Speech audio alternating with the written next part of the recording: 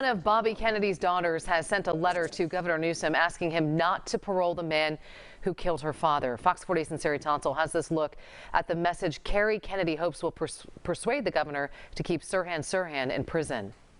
With her letter published in the opinion section of the Sacramento Bee, Kerry Kennedy joins her brother Joseph P. Kennedy in denouncing any parole plans for Sirhan Sirhan. The now 77-year-old Sirhan shot RFK to death back in 1968.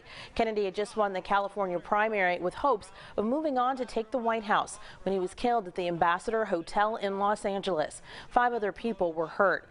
In August of this year, California's parole board determined that Sirhan no longer poses a threat to society after completing more than 20 programs behind bars like anger management classes, Tai Chi, and Alcoholics Anonymous. In her op-ed, RFK's daughter, Kerry Kennedy, wrote, quote, "Governor Gavin Newsom must deny parole to Sirhan Sirhan.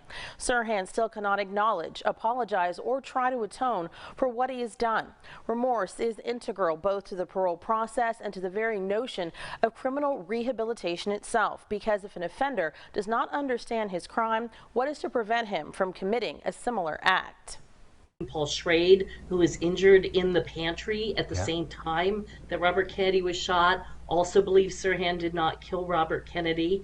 So there's that. But aside from that, it's what Robert Kennedy would have wanted. Robert Kennedy was a passionate advocate for people having a second chance, for life, for redemption. I'd like to continue to work for the United States. One of the late politician's 11 children, Kerry Kennedy's new statements are in opposition to views expressed by her brothers Robert F. Kennedy Jr.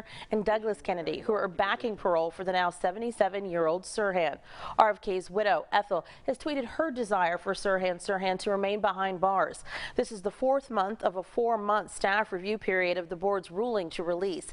Then the matter will be sent to the governor, who will have 30 days to decide whether or not to grant parole, reverse the board, or modify what they've done.